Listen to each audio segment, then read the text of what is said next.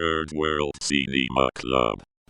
Welcome to a very special live episode of Third World Cinema Club. I'm John Tawasil from Present Confusion. Yes, hello. Ako po si Paul Castillo from the blog Kung Sine Sine Lang. I'm Princess Kinok of Film Police Reviews. Hi, I am Jim of Jimelicula at Iba Pa. Hello, I'm Engelbert Rafferty of Film Police Reviews. Louis Baharom of Cinephilia.ph. And we have four very distinguished guests joining us today.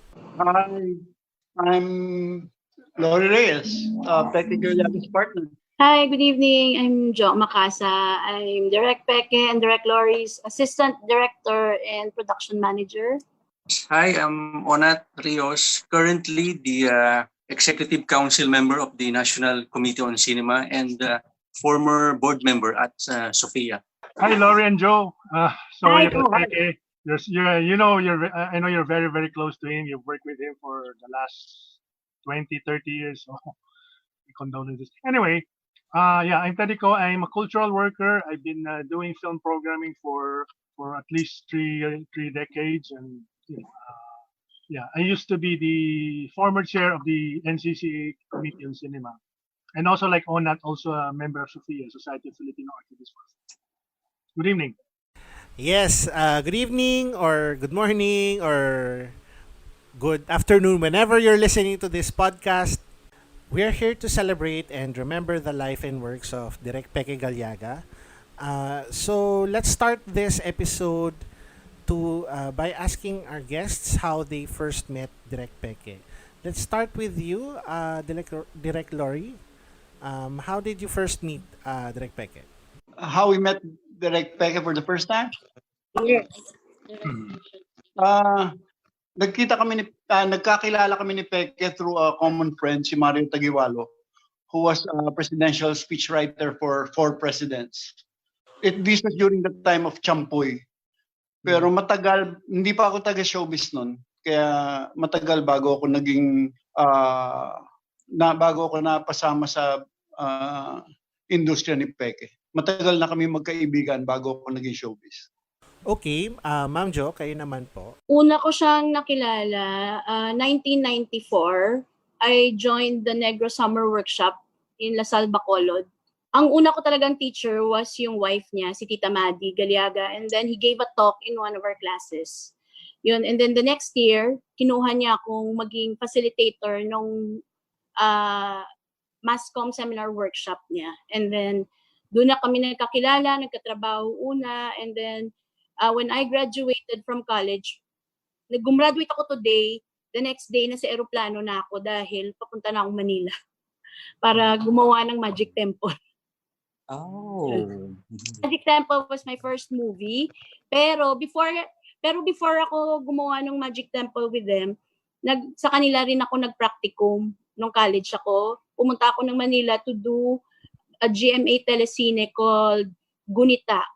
Tapos ako yung wardrobe doon. Yun. Okay. Doon ko sila unang nakatrabaho.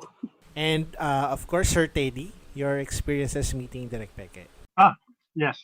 I'm not a filmmaker, no. I'm not in the movie industry.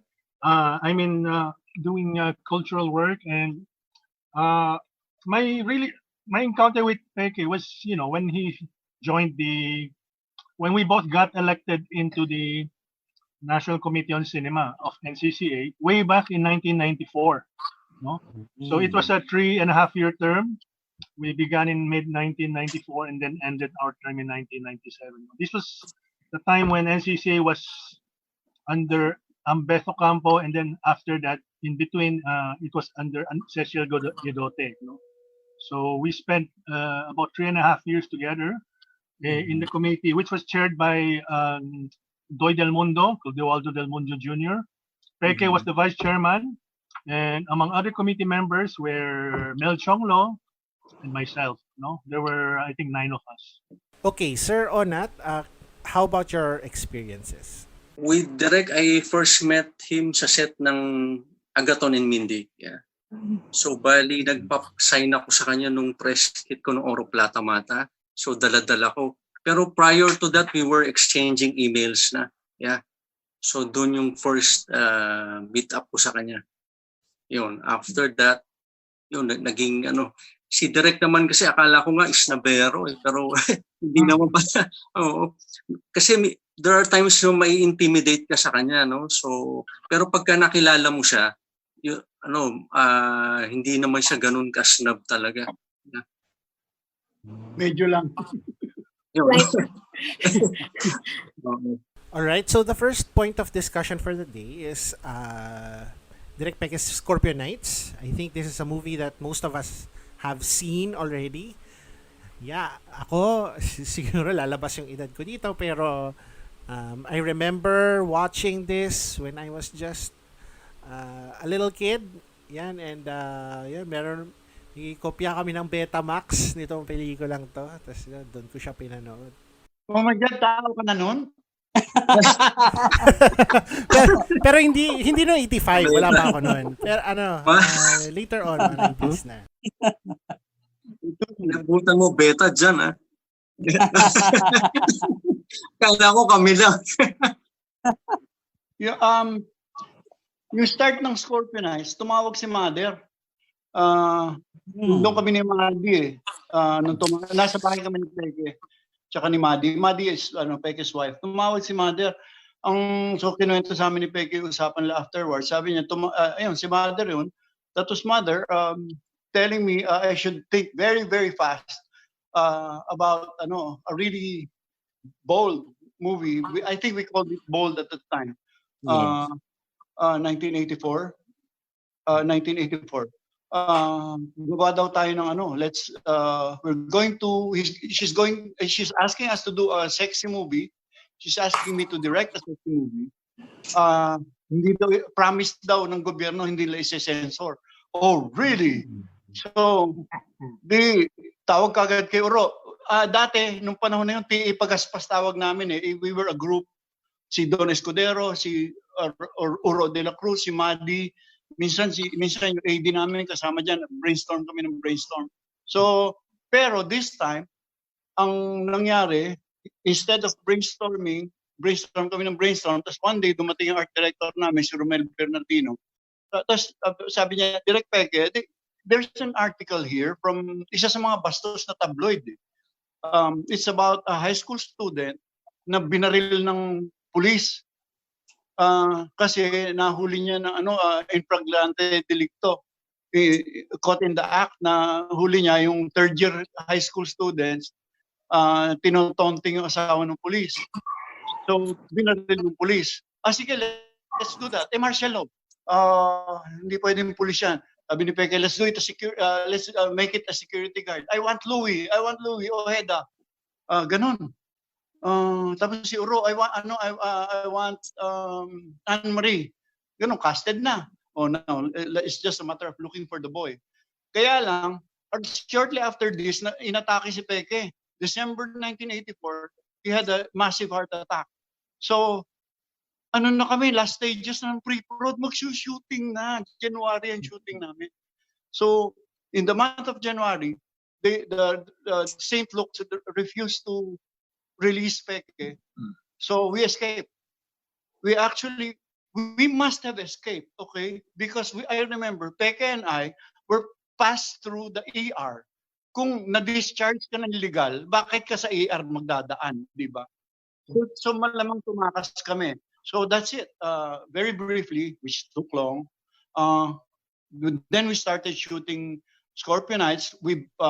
Si Don Escudero had built this set in Cubao, of all places, where Mother's old theaters, may dalawa siyang sinehan sa Cubao, katabi ng mga stasyon ng Baliwag, stasyon ng yung talagang kanto ng Aurora at saka EDSA. Meron doon malapit ng magiba na bahay, na building, na nasa likod ng sinehan niya dati. Doon kami pinagawa ng set para walang rental. Yan yung ACT Theater, di ba? Hindi? Yeah. It used to be Maya. Maya, yes, Maya. Naging charismatic something. Anyway, hindi na siya theater at that time. So gumawa ng set doon si Don Escudero, and we worked on Scorpio Nights for 13 straight days in that small set. that was built by, which was the interior of an old Binondo house. In Binondo, we only shot one day. On that day, we had those actors, yung mga The Boys, tsaka si Pen Medina, yung exterior ng pinto lang yun eh. Tapos yung opening credits na yung Ari Tusi, naku, my God, yung mga bata, alam pa ba yung Ariflex Tusi? Handheld yun na 400 feet ang laman na film. Nakabayong kasi ninanakaw lang namin yung mga images for the opening credits. So that's it. That was the beginning of Scorpio Nights. We started for 13 days. 13. Yeah, 12 days in Cubao and 1 day in Binondo. So, any questions from the floor regarding Scorpio Nights? Ako kasi nung bata, aminin ko po, nung bata ako, medyo conservative kasi yung background namin dito. So, matagal-tagal bago ako namulat na, maganda pala yung Scorpio Nights. So, siguro yung question ko is, what pushed Peke Galiaga to create Scorpio Nights? And you po, to create, or to do Scorpio Nights? Yun matagal parang hindi naman yan part ng kanyang mga future plans for films, pero when the opportunity came, nung sinusulat namin yung sequence treatment, it was very consciously Peke wanted it to be a commentary on the political situation, on the repression of the time. Sabi niya, let's have a lot of Armalite sound, really, in the distance.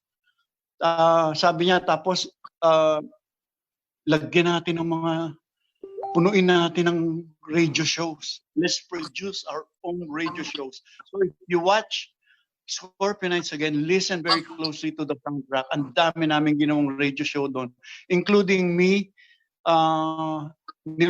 Ginaya ko yung boses ni Ernie Baron, pero puro kabastusan lang ang sinasabi ko. Kasi yan pong masturbation sa English, yan po ay ganun. So listen closely to the and I got lost. I forgot the original question. Sorry. Matanda na. Okay na po yun. Okay na po yun. Okay. Ako po, meron lang, I guess, bilang sa siguro sa pagbasa ko ng pelikula, napanood nyo na po, hindi po ba ni-remake itong Scorpio Nights into a Korean film? Summertime? Yeah, Summertime. 2001. The director of that guy who directed it actually went out of his way to go to Bacolod and to talk to Peke to ask permission if he could do a Korean version of the and interesting yung usapan nila kasi sabi ni Peke, how do you propose? Si Peke sabi niya, I was so thrilled that this Korean was going to do a cover version kumbaga of our Scorpio Nights. Pero tinanong niya yung director, sabi niya, how do you propose to do those scenes where Daniel Fernando is peeping from the second floor? Kasi hindi parang one floor lang yata yung traditional Korean dwelling eh. So yun, I forget what na yung nangyari sa usapan nila, pero that was one of their most the longest parts of their conversation kasi it made him think. Ang pagsilip niya yun. Interesting po yung interesting din po yung parang yung political connection niya. Kasi po syempre ang Scorpio Nights, it revolves around yung post-assassination parang turmoil following nung pagkamatay ni Ninoy Aquino, yung bago mag-end sa revolution kasi 1985 to, 'di ba? Tapos yun naman pong yung Korean version, yung niya, yung kanyang political situation is around the Gwangju uprising. Kung kung natatandaan niyo po yung yung pelikulang A Taxi Driver 2017, it's partially based on that. So it's very violent crackdown on pro-democracy supporters. So, ang galing na ang galing na parang cross-culturally na itali niya yung dalawang pelikula yung na-adaptable yung kwento ng pelikula eh. Di ba? Yun lang. Observation lang. Hindi naman tanong. Pero kami kinoconvince ko si Peke. Sabi ko, gawin na natin police. Radical ako, aktivista ako sa Diliman eh. You know, and I lost so many friends to the Marcos, marami kong kaibigan namatay sa Diliman at saka sa Ateneo. I was never from Ateneo, but I was an organizer sa mga aktivista ng Ateneo eh. So, sabi ko, gawin na natin police. Sabi ni Peke, wag na. Gawin na. Tama na yung security guard, baka hindi tayo mapalabas. Sabi, alam mo naman si Amy. Oo nga po eh. During those times po ba, parang nanghihingi pa po ba kayo ng parang police support or parang ganon? Kasi di ba yung parang suporta po from the police department or para yung mga sa permit o kaya parang for consulting work, ganon. Nagaganon po ba kayo back in the day? Nung panahon na yun, hindi pa uso yun eh. Hindi katulad ngayon ng mga panahon ng mga taping, ang dami-dami mga kalokohan na... Oo nga po eh. Nung panahon na yun, no? If I remember right, I don't think we had to ask any permission from the barangay, not like now, and from the local government, from the mayor, wala. Wala naman. We didn't have problems. Pati nga yung mga songs, diba? Kumanta ka ng Skyline Pigeon, pwede mo kantahin dati. Oo. Kailangan ng permit. Kanta ng Skyline Pigeon si si Kaloy Balasbas. Opo. So yung parang hindi masyadong pinopolice yung copyright po dati. Mga copyright stuff. Na yun? Hindi pa. Yung mga scoring namin nun, may mga Beach Boys, may mga Bee Gees, Unfaithful Wife was full of copyright songs. Punong-puno.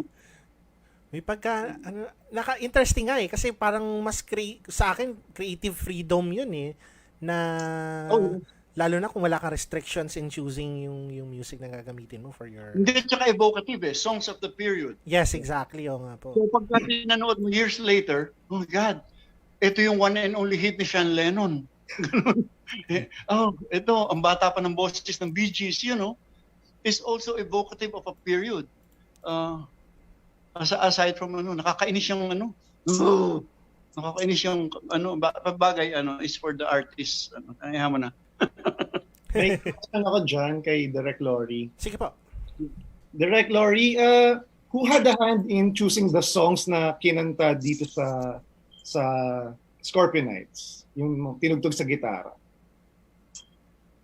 Skala, pigyon pa pag-pronounce eh.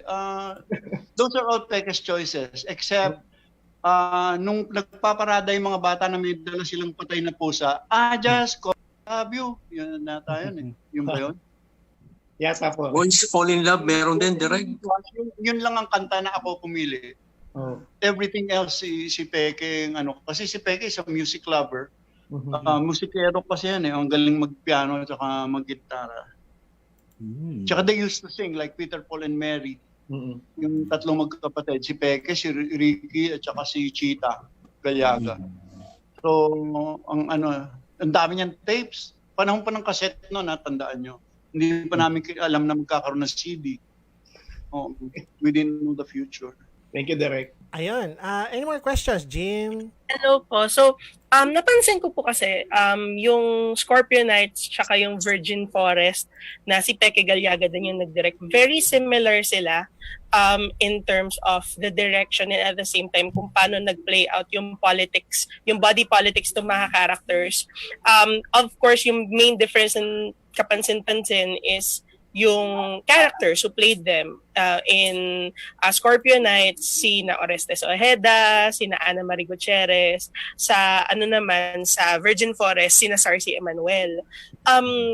intentional po ba yon na at the time? Kasi napansin ko din na same year silang nirelease intentional ba na maging very similar yung approach po both ng Scorpio Nights tsaka ng Virgin Forest, and also to the fact na same lang din yung nagsulat nun, which is sina Uro de la Cruz?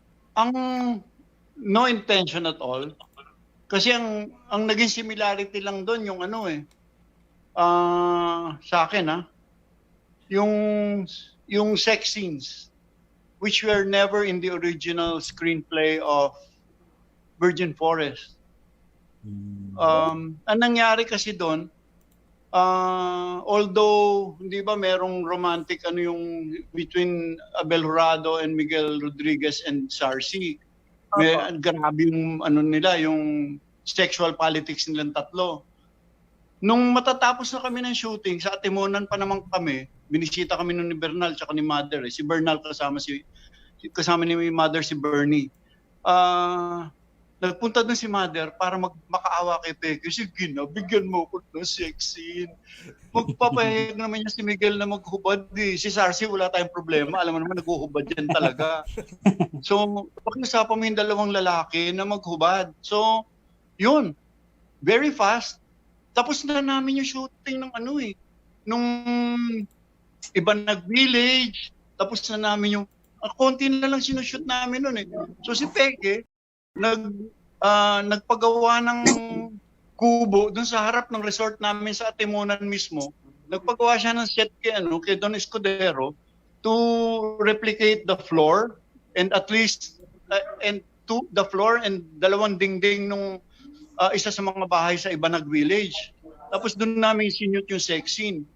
Tapos yung may malapit na forest doon actually na hindi na kami umakyat sa Bitukang Manok because that's where mostly we shot Virgin Forest, doon talaga sa Bitukang Manok sa Atimonan. Pero yung nakahubad sila na top shot na nasa crane si Dencar Baltasar na hindi gumagalaw na crane, basta top shot lang, which today would be taken by a drone. Yung nasa forest na nakahubad silang tatlo, doon lang namin sinute na malapit sa resort namin sa Atimonan. But those were requested by the producer. And pumayag na rin kami. Pumayag na rin si Peke, being the director.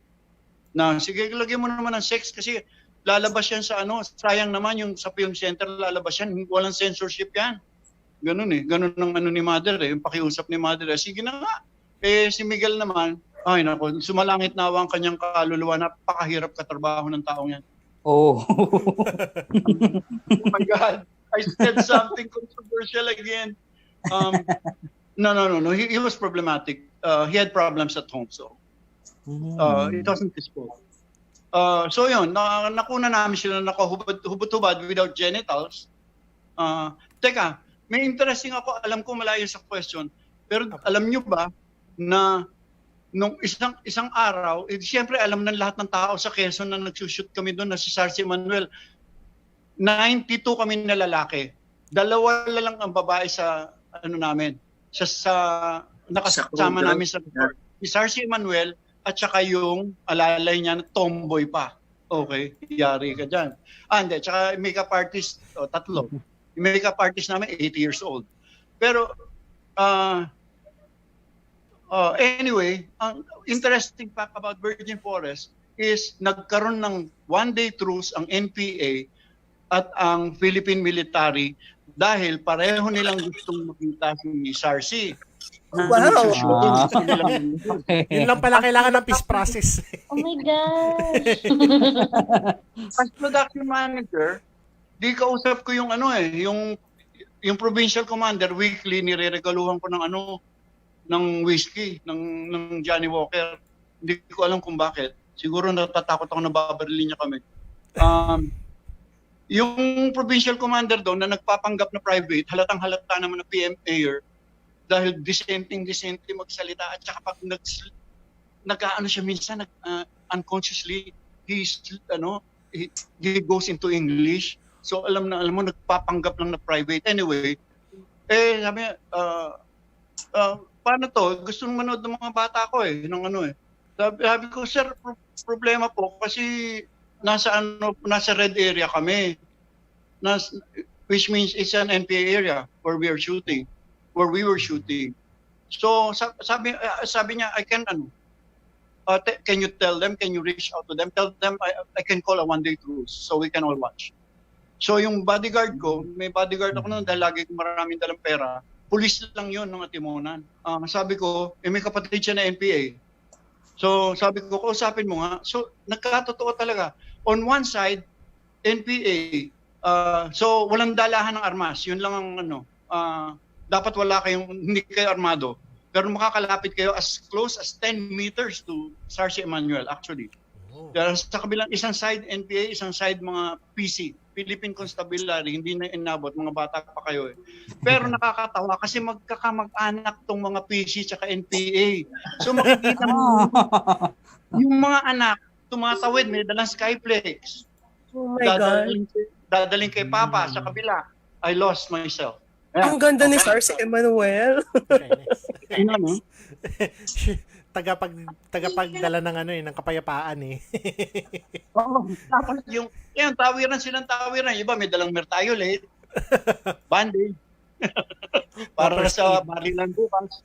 Pero truly, it was a truly amazing thing na on one side nakikita mo mga NPA, on one side mga pulis na nakasibilyan, walang pagkakaiba sa kanila. Ayun. Alam mo, Lori, sana may behind the scenes ng footage na yan because I think it would make a very interesting movie. Yeah. Oo, sayang ang direct. Oo. Dati kasi hindi pa kami nag-i-invest sa mga behind the scenes. Alam mo naman ang mga budget noon, talaga ipitan ng gusto. So, at saka, hindi siyempre may video technology na at the time, pero hindi kami nag-i-invest sa behind the scenes. Yun lang, we were lucky na merong mga professional photographers sa namin, yung script supervisor namin at the time si Chuck Ontal turned out to be a professional photographer for the United Nations in Africa. So we have fantastic pictures of Virgin Forest because of him. But we don't have video coverage. Any more questions bago tayo mag-move sa next parang part natin? Yeah, excuse me. Can we go back to Scorpion Nights? I just want to make a comment, no? Sige pa. Kasi when I watch it then, no? And nabasa ko rin mga reviews. Parang walang masyadong matinong review na sinasabi kasi maganda yung sinabi ni Lori yung revelation na especially yung sa sound design nila, no? But when I saw it before, I noticed that, because of the soundtrack especially, and there's not much happening. Akala mo puro sex lang, no? In fact, there was even a review by a manunuri that's called the film pornographic, no? Hanggang sex lang siya, ganun. Pero that's the manunuri for you.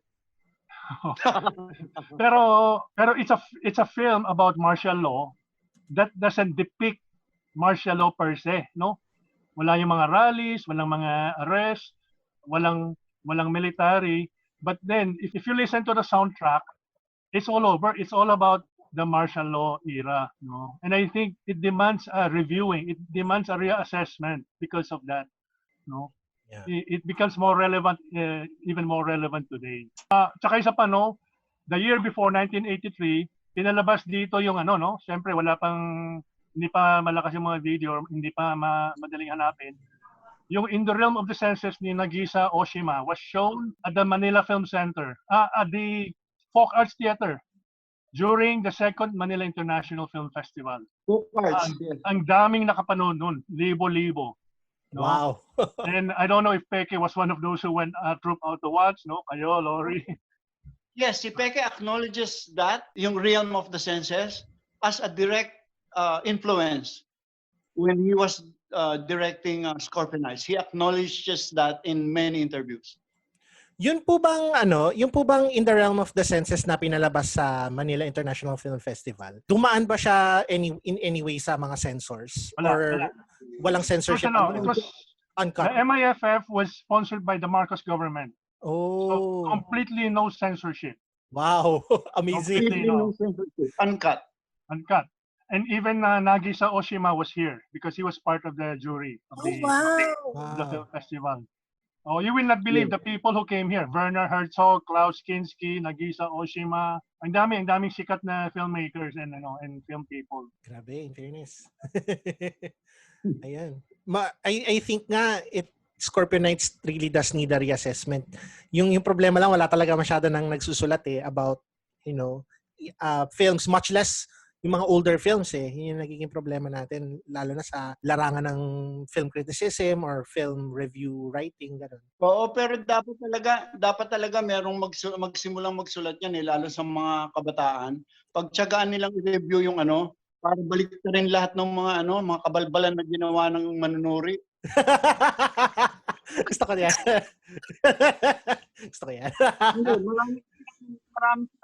marami silang they hit it just right. Pero marami rin silang kasalanan sa larangan na yan. Don't get me started, okay? Change topic. Noted Pero po. in fairness, kasi yun yung misconception or conception namin lagi sa Scorpio Nights, na it's an erotic film, pero reading all or hearing all of your comments, parang iba pala ang perspective niya, diba? So, it's really good to know. Makes me want to watch. And we should show it again in the presence of Bulacan Governor Daniel Fernando. Nasa TV lang siya kanina. He was interviewed over on the news, about what's going on in Bulacan. He's the governor of Bulacan province. Yeah. Yes, governor. All right. So one of the yung parang one of the parang genres that Direk Peke is very well known for is the horror genre. So yan, marami siyang entry sa Shake, Rattle and Roll. Siya ang nag-direct ng Tiyanak na ni-remake very recently.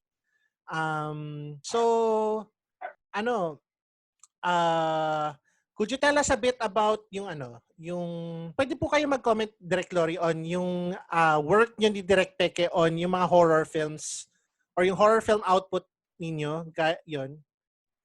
Kagaya ng mga entries niya sa Shake, Rattle and Roll, yung Tiyanak, etc. Okay. Yung Shake, Rattle and Roll, hindi ako kasali talaga sa Shake 1. Opo. Third World Cinema Club. Ayun, so siguro tayo muna pag-usapan natin yung mga horror films ni Direk Peke. Yes. Yung napanood niyo ba yung Tiyanak tsaka yung remake ng Tiyanak? Siguro sama na natin 'yun. Yung si Judy Ann Santos. Ako yung Tiyanak lang talaga. Yung una, the one with Lot Lot. Yung pangalawa, with Judy Ann.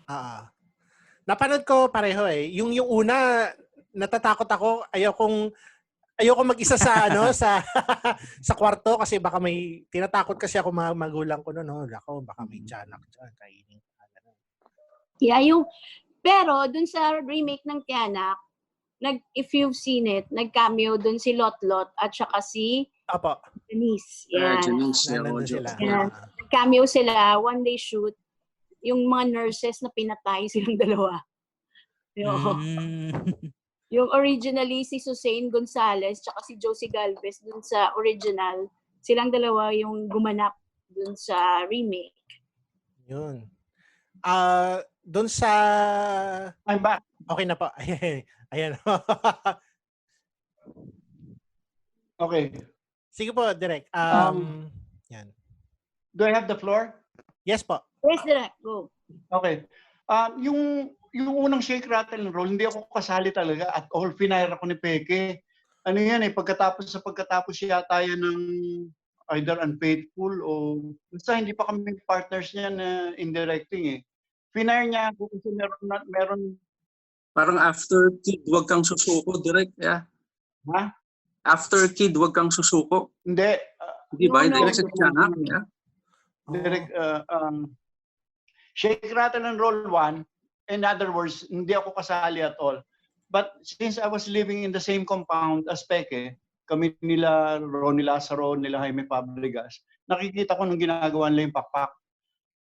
And it was the biggest wing I had ever seen.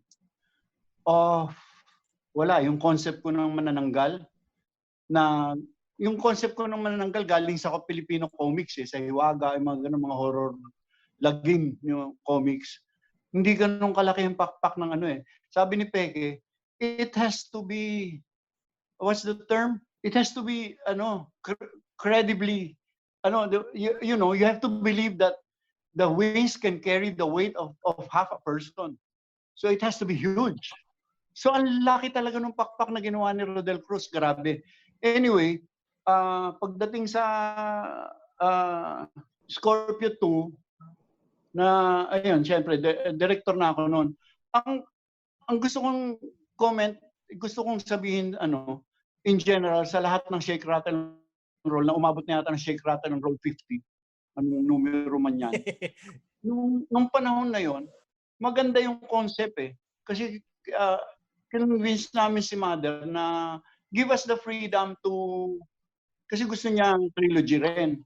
So sabi namin kay Mother, sige, give us the freedom to use different genres for horror pa rin.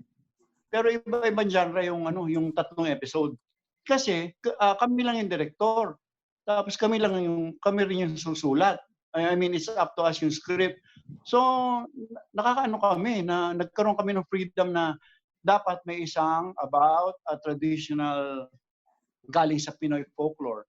Dapat mag-introduce tayo ng isang bagong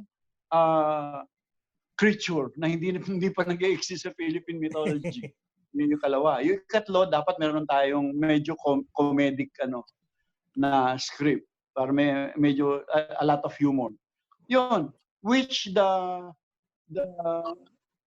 kasi nagsasuffer in comparison sa mga Shake and Rattle and Roll namin, yung mga later, no? Pero yun, 3 na director nun eh. Opo. 3 director na hindi naman sila, they had no way of conceptualizing a whole movie. Yung, kunyari, 3 director, mag-usap-usap, uy, ikaw, gawin mo to, gawin mo to. Kunyari, ideally, pero hindi naman eh. Naging 3 director na hindi naman nagpapataasan ng ihe, pero ginagalingan nila siyempre in their own way. Pero pag pinanood mo, walang unity madalas yung At saka, sobra namang napakatipid na ni Mother nung panahon na yun. Pagkatapos namin, we were very fortunate na hindi kami tinipid ni Mother sa Shake 2, 3, and 4. So pagdating sa 5, sila Don Escudero yata yan, tsaka si Joey. Hindi ko alam sino ikatlo, baka Manny Castañeda ba? Tama ba o not? Oo. Yan, sila Don Escudero, tsaka si Joey, tsaka si Manny, tinipid na ni Mother ng gusto. So unfair lahat ng comparison after 2, 3, and 4. Yun ang isang gusto kong sabihin tungkol dyan sa Shake, Rattle, and Roll. Unang-una, we had the freedom to conceptualize the whole movie of 3 episodes na nakontrolado talaga namin ni Galyaga. Unlike the following directors, which are always 3 of them, si Chito Ronyo ba nakagawa ba si Chito ng 3 episode by himself? Yes. Yes. Parang. Nagawa siya. Okay. O at least siya, went back to the same mold that we were working under. Yun. I just take questions about Shake, Rattle, and Roll. Direct Lori, may question ako Yung po bang yung sa multo episode ng Shake, Rattle, and Roll 2, rest house po yun ng DOH, tama ba? Yung Janice de Belen and Eric Quezon. And Gutierrez. Rest house siya ng Department of Health, which we were fortunate to have access to kasi Undersecretary of Health yung best friend namin, si Mario Taguiwalo. So, gobyerno may-ari nun, we got it rent-free. Soon after, I think less than a year ba yun? Hindi ko na matandaan. After we shot there, nahulog yun doon sa kalsada sa baba. Dahil nag-earthquake niya, yung big earthquake in Baguio. Yeah, it was a huge rest house. Yun yung pinakamalaking fireplace na nakita ko sa Pilipinas. Kasya kami ni Peke sa loob. Okay. Ganun kalaki. Pagka pinuno mo ng kahoy, you cannot sitting on the sofa kasi ang init masyado. Along ba yun, Direk? Along Leonard Wood? Hindi. Along Leonard Wood sa Baguio? Anong street po ng bahay? Kung alam nyo yung climbing lane, tapos kung alam nyo yung Baguio General Hospital, yung kakapasok mo lang ng Baguio noon, bago mag-rotonda, doon lang yun, sa entrance ng Baguio, in front of Baguio General Hospital. That's where it is, where the streets are really steep. Okay, thank you. Any more questions from the floor about Shake, Rattle, and Roll? Ako po, sa part 1, kasi nga po na-mention niyo earlier na tatlo yung director ng Shake, Rattle, and Roll. At the time, ang mga director nun is si Maning Borlasa, si Ishmael Bernal for Frigidaire, tapos yun nga, si Peke Gallardo. Ang tanong ko lang po is, although they were directing respective segments or vignettes for Shake, Rattle, and Roll, meron po ba silang kanya-kanyang contribution, pati si Peke, dun sa bawat segment o bawat episode? Kumbaga, paano po nila tinulungan yung para maging coherent yung story ng first Shake, Rattle, and Roll? Yung Shake 1, I know for a fact na kasi magkaibigan si who are the directors, si Maning ba yung isa? Opo, si Maning Borlasa. Tapos Frigidaire. Si Ishmael. Ishmael Bernal. Si Peke used to be the production designer of Bernie. So close talaga sila. So they must have had discussions. Si Maning, I don't think so. I'm not aware na nagkaroon sila ng pag-uusap tungkol dun sa ano. Kanya-kanya, basically yun eh. Kanya-kanya. Tsaka, nung panahon na pinipre-prod ang Shake, Rattle, and Roll 1, halos nasa probinsya lang kami lagi ni Peke nun eh. Nasa Lukban kami, shooting something. Ano ba, Unfaithful ba? Basta, I'm almost sure halos walang usapan between the three directors. Jim, may question ka? Yes po. May question po ako, Direct Lori, regarding Shake, Rattle, and Roll. Kasi yung first Shake, Rattle, and Roll na ginawa niyo po, yung title niya Aswang. Di ba po ito yung kay Manilyn Reynes? And then, you made another film with Direct Peke. Aswang din yung title. That was 1992. Yeah, with Alma. With Alma Moreno. Ganun po. So, with these two films, although they have the same title, paano po yung naging treatment nyo or approach nyo with these horror films? Okay. Yung Aswang ng Shake 2, that wasn't the original title. Ano kasi yun eh, yung basically yung kwento na yun, nanggaling yun sa isang, I think it's Hiligaynon folklore. Di ba, Jo? Tama? Yeah, Tiniente Gimo. Yung story ni Tiniente Gimo. Okay. Yung urban legend. Yeah. Oo. Na meron silang paniniwala na ang daming taong naniniwala na nag-e-exist itong baryo na to, na iniimbita nila yung isa sa mga dalaga doon, iimbitahin niya yung mga kaibigan niya, isang kaibigan niya, madalas sa college, tapos iimbitahin niya mamiesta sa kanila, tapos hindi niya alam siya pala yung handa sa piyesta. Dinagdag lang namin yung element na sana virgin. Dinagdag lang namin ni Peke yun, yung element na dapat virgin yung ano. Hirap nga kami kasi halos lahat ng dialogue nun ako nagsulat eh, yung Aswang sa Shake. Ayokong gamitin yung word na virgin. Hindi ko naman maisip kung ano sasabihin mo kung ayaw mong gamitin yung word na virgin. Untouched forest. Hindi ba naggagalaw? Oh my God. Anyway, yun. Ayan. Tanong pa guys, Shake, Rattle, and Roll before we move on. Ano yung original question tungkol sa Aswang nga? Ano yung relation between Aswang na ni Alma at na-lost ako, sorry. Okay lang po. Paano po yung naging treatment nyo po then with Aswang with Alma? Kasi it's a different story naman eh, yung kay Manilyn sa Shake, Rattle, and Roll. Oo. Yung kay Mani naman, yung kay... Hindi, si Manilyn is in both. Yung kay Alma Moreno naman, we went out of our way to make it maraming humor. Yung maraming doon, mga kalokohan doon. Parang ginawa namin magaang lang. Madugo yung mga madugong eksena, pero maraming mga quirky characters.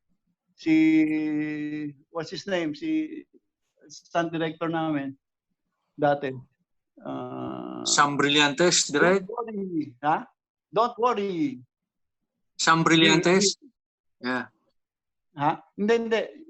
Yung isa sa mga killer sa Aswang. Sam Brillantes yun, di ba? Oo, si Sam Ray? Brillantes. Hindi. Ray Solo. Ray Oo. Solo. Ray Solo, yan. Oo. Tapos ginawa namin clutch si sobrang clumsy ni Jan Estrada, mga ganun. Yes. Tapos ang daming kalokohan ni Joey Marquez. Ang dami na yung pinagawang kalokohan kay Joey Marquez. One of which is, di ba, hinahabol niya yung hindi namin masyado nakunan ng maganda yun eh. Dapat, nung naging baboy damo si Alma, tapos hinabol pa ni Joey yun, tapos inakap niya pa yung baboy damo eh. Kaya lang hindi na namin nailagay sa final cut kasi naging itim siya.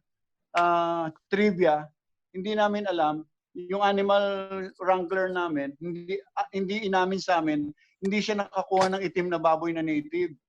So, ang dala niya, kulay puti. They're landrace, they're called, or basta puti yung baboy. Bago mag-shoot, pininturahan niya ng enamel, itim. So, nung inakap ni Joey, naging itim yung costume niya. Alam mo naman si Joey Marquez, ang mamahal na mga shirt. Yun, trivia. Okay, that's it. Thank you po, Direk. Thank you po. Ayan. Po, Direk, dagdag lang din. This is a question po from our FB Live viewer. Wow. This is from Kuya Manuel Pangaroy of Taga-Ilog Special. So, sabi niya po, paborito niyang Shake, Rattle, and Roll episode is yung ate. Correct me if I'm wrong po, tama po ba ako? Nasa number 3 yun, di ba? Shake, Rattle, and Roll. Yes, so Gusto niya daw yun kasi nakapag-inject ng fear kahit walang halimaw or CGI. Ngayon, ang tanong niya po, Direk Lore, may recollection po ba kayo tungkol dun sa episode na yun other than casting Ate Ludes as Ate Ludes? Oh my God. Grabe yun. Kasi, siyempre kami nagsulat nung hindi ko alam kung kanino nakakredit yung screenplay noon, pero imagine mo, nung una pa, namin kakain ng lupa si Gina Alahar.